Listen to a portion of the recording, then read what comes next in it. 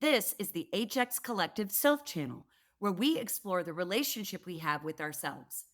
In today's conversation with my guest, Dr. Deb Gordon, she reflects on the journey of self discovery and the impact of this journey on her human experience. The HX Collective explores the human experience through three main channels of life: work, relationships, and self. With raw, authentic conversations, the podcast investigates how challenges can become powerful teachers, leading to personal growth and deeper connections. Rooted in humanity-centered design, each episode reflects a commitment to doing good and doing well, featuring diverse voices and generational perspectives. Expect gripping stories of struggle and success, with thought-provoking discussions and concrete tools and tactics that encourage you to rethink your relationship with distress, helping you to establish your full human experience. This is the HX Collective channel. So we've talked about what it means to see human flourishing at work. I loved your through line on, human flourishing and relationships, that human flourishing and relationships are really one and the same.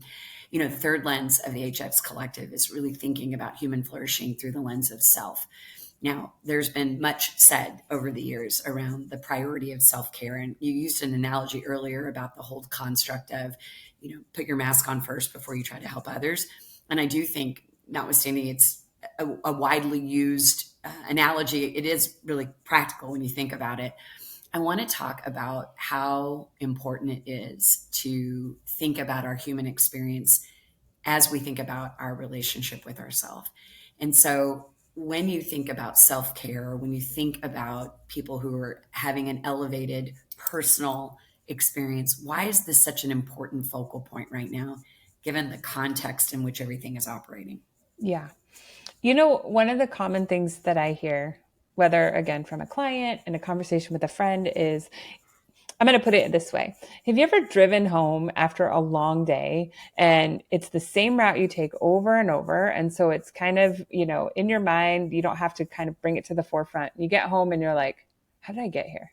Like, did I stop at all the red lights? Did I, cut anybody off? I wasn't really paying attention. That is how we function in day-to-day life. I mean, think about it. Most of the things that we do are pretty patterned. They're habitual. And when that's the case, we're not consciously thinking about all of the little decisions in our life.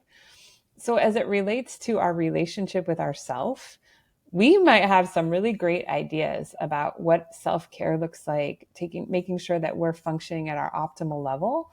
But the reality is most of us will end our day and look back on, if we even look back on what we did and go, oh, I didn't really do anything to take care of myself today. I'll do it tomorrow. And we get to tomorrow and we go through the patterns again, right? I mean, I have my habits. I get up in the morning, I make a cup of coffee first thing. That's me, right? And then I kind of go through my routine. It's very hard to break patterns of behavior. And so when it comes to human flourishing and our relationship with ourselves, it requires a ton of intentionality. Well, and I'm imagining like the cognition of paying attention to something in a way where you kind of catch yourself either doing something right or catch yourself in the, wow, I missed it. There's a gap. I think one of the areas where that consciousness and sort of navigating patterns is the pattern of self-care that has this very strong dissonance around suffering. You mentioned earlier, and I want to reinforce for everyone listening now, Dr. Gordon is an acclaimed author and wrote a fantastic book. And boy, talk about timing. Embracing Uncomfortable came out right at the height of COVID. And it was almost like, forecasting, futuristic, like, oh, nice timing. If there was ever a time to embrace uncomfortable. All that being said, I think a big part of self-care and that pattern is sometimes our patterns on how we relate to struggle or how we relate to suffering. Talk a little bit about the concept of human flourishing and the relationship with suffering, because I think it's easy to see suffering on one end of the continuum, joy, fulfillment on this other end, and we think it's like this. But you've been a great coach to me in saying, no, they kind of touch. Yeah. Say something about that, because I think that when we look at self-care, we try to avoid pain, avoid the struggle, make everything simple and convenient and easy. So true. Oh my gosh. I will tell every client that walks through my doors the first session, if your goal in coming to work with me is to completely eliminate X, depression, anxiety, conflict, pain, trauma, I am not the therapist for you. And if any other therapist tells you they can eliminate those things from your life, run as fast as you can. What I can do is I can come alongside you, and through this journey together, I can empower you to make meaning from those circumstances. And that is what is so impactful in our lives, to go, this was a situation that was tragic. This was a situation that caused me tremendous suffering and grief. This was a situation I would never have chosen had I been given that opportunity. And yet I'm here. And for our own sense of self-respect, if we try to avoid the pain and suffering and yet it's there, what we're telling ourselves is there's something wrong with you. You shouldn't be feeling this. But when we can look at it as something that we need to experience for the sake of understanding ourselves and what's most important to us, right? If I lose a relationship for whatever reason, tragically, whether it's through death and loss, whether it's through a move, whether it's through a breakup, if I try to pretend that that doesn't hurt, what am I saying about the depth of that relationship and its impact on my life, right? I'm dismissing the very reality of that experience. And the emotion is not going anywhere. Trust me, it's just going to grow and fester and eventually explode. And so there's this piece of really, really embracing the suffering that we're going through for the sake of understanding ourselves better, respecting ourselves, but then also empowering ourselves to say, hey, what meaning can I glean or even develop from this experience that then will change the course of my life in the future? I mean, think about some of the most impactful things people have done for the world has been through the result of their own suffering. So in many ways, you could argue that suffering promotes collective human flourishing if handled well. Yeah. I love that idea of suffering is the great teacher. Suffering is like the superpower when we recognize the meaning in it. And so often when you're in it, it's hard to diagnose or dissect, like what's the benefit of this right now? There's just the feeling of pain. And at the same time, I want to talk a little bit about comparison. Mm, One of my favorite quotes is, comparison is the thief of joy. And what I've pulled from your book and what I know in our friendship and relationship is this idea of having this ability to sort of tolerate dissonance or distress, and not always benchmarking everything on like the best day or the peak performance. Social media certainly is giving us this heightened level of comparison, because by and large, when people post, they're posting their idyllic, best curated, choreographed moments in the name of showcasing like, this is my life. And again, how I feel about myself compared to that can really create a very strong deficit in a lot of distress and suffering. Talk to me a little bit about comparison and the importance of human flourishing in eliminating, or at least reducing that sense of relationship we have as we compare ourselves to others. yeah. I wish we could eliminate comparison. And I know we never will. And so I think it's a piece of saying, that's different than my experience. So again, going back to that language, comparison is the thief of joy. That's an emotion. And absolutely, it's going to evoke emotion. Sometimes comparison brings us a sense of satisfaction because what we're doing, we feel like is better than somebody else, right?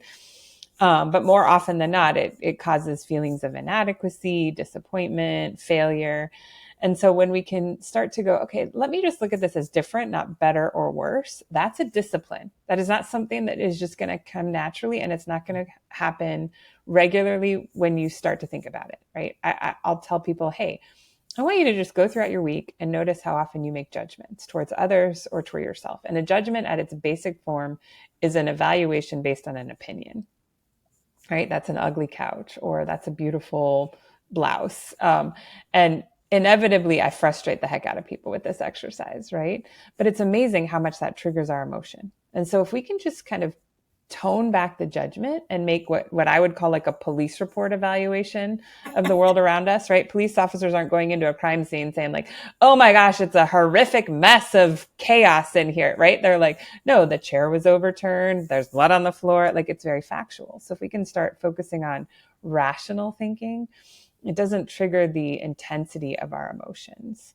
And, I think that piece is, it's not going to happen overnight. It's just like Lisa, you said earlier, going to the gym. This is a muscle you have to work out over and over and over again. And sometimes the way to do that is to work backwards. Notice when you make the comparison, how you feel about it, and then try it again with a different set of language and see if your emotions change or maybe diminish a little bit in intensity as a result of that. It's interesting, the idea to play the same scenario. So you experience the experience. Yeah. I feel jealous that somebody's having a happier life or more time, vacation, et cetera. And I feel really unhappy about that. And it makes me feel bad about myself that I'm not having those same experiences. But the idea of noticing that and then replaying that with that sort of more rational point of view, that I think that's a really practical takeaway for people who are listening, to just try that on for size and see what that does to your emotions. Yeah. I can say that in a lot of ways, when I look at my own self-reflections, many people in my world have often said my relationship with suffering and how I've reframed some of the hard things that I've experienced in my life, that they find that to be some of the most interesting things about me personally. And I'm like, you would never want to compare yourself to this like hot box of lava as my bad mom moments or my bad wife moments or my bad work moments or whatever. But yet it's that comparison piece that sometimes that really is the thing that kind of makes us more open, more vulnerable when we're around people. So trying hard to hide that vulnerability, I think you kind of rob people of that benefit or experience. I'm not sure if I'm speaking that Oh exactly my right, but gosh. Yeah. when you think about that idea, like if you are in relationship with yourself, if you're always trying to project everything's happy, everything's good, look at my life, I have a perfect this, perfect that, and we're not bringing like the mess, we're actually robbing ourselves and other people from the intimacy. Is that accurate A in what I'm hundred describing? percent. And you So know say more what? about that. You just hit the nail on the head, going back to what we were talking before in terms of not minimizing or avoiding suffering. Um, I often hear people going through grief moments talk about all of the things other people say to them with the best of intentions that actually does more harm than good. Um, and yet, when they encounter here's what I will hear people say has been the most profound impact on them when it comes to navigating grief. It's when they're surrounded by other people who've gone through similar experiences, because those people aren't saying the same platitudes and, At least they're in a better place, or 100%, right? They're like, this has to be the most painful thing that you are navigating right now.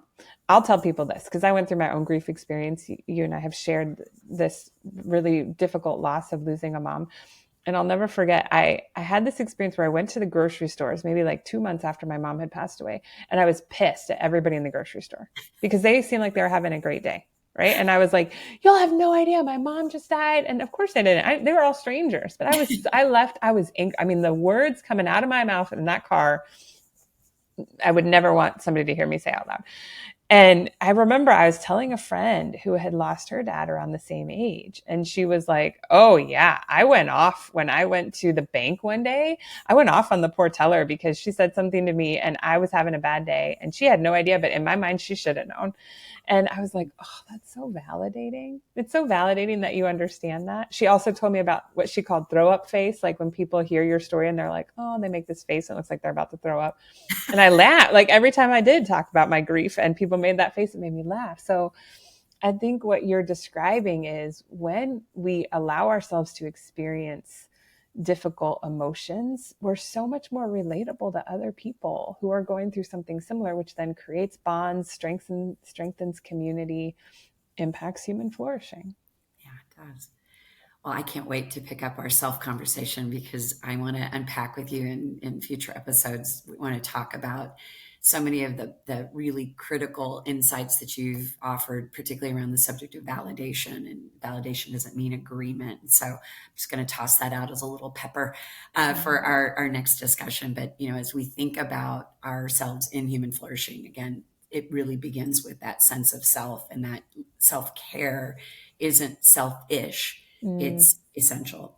yeah. Any final words on self-care before we wrap our discussion today? You know what? Use technology to your advantage. I know it's not always great, but set your timer multiple times a day, 5 minutes at most, and just label it reflection, check in, whatever it is. I'm big on the little moments. Big moments are important, but it's the little moments that we neglect and will create the biggest change and outcome in our lives. So set your timer 3 or 4 times a day, pause and go, how am I doing? How's my body feeling? How did I engage with my team the last 20, 30 minutes? Did I do anything that is not consistent with who I want to be? Do I need to step outside and take a deep breath? Do I need to schedule a massage later in the week because I'm noticing the tension in my shoulders, right? Use technology to your advantage because it's designed to remind us of things that are important to us. And oftentimes we're using it for the things that aren't actually the most important to us. Ooh, chef's kiss, Dr. Gordon. Well done. So Deb, we've had a fantastic conversation, and as an ally and a member of the HX Collective and in the community, really our joint united desire is to really use a media platform to bring those practical pieces of insight as people examine how we can be elevating our human experience at work, our relationships, and with ourselves. As we wrap today, so much more to be said about the moment in time we find ourselves, the context in which we are paying really close attention to human-centered, humanity-centered design in all of those lenses.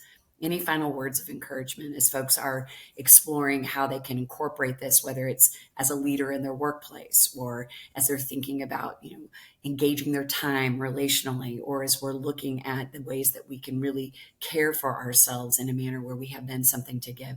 Any final words of encouragement or advice? I would say pay attention. It's amazing how many opportunities there are in our day to connect with people. And I think that ability to see where people are at really actually does initiate human flourishing. And look for it in the places that you would least expect it, right? Like maybe it's just in how your child got into the car when you picked him up from school. Maybe it's if you get on the bus and you make eye contact with the person sitting across from you and you give them a smile. Maybe it's checking in on your best friend after a long day at work and knowing that they're struggling in their working environment with just a simple text. Hey, I love you. Hope you had a great day. It's amazing how those little tiny things start to build up and not only cause us to view the world through the lens of how can I contribute to human flourishing, but actually seeing in a space and time right now where it's sometimes very hard not to see what we consider the dumpster fire of the world around us. It challenges us to actually see that human flourishing is present. I love it. I'm going to lead on my final note based on what I just heard you say is that when you're paying attention, it allows you to direct your intention, the human experience. I love it. Thanks for being with us today. We'll see you soon. Thanks for having me. Thanks for being here. If today's conversation sparked something in you, we hope you'll carry it forward with curiosity, compassion, and courage. Subscribe to the show, leave a review, and share this episode with someone who needs it. Until next time, keep exploring what it means to be fully human.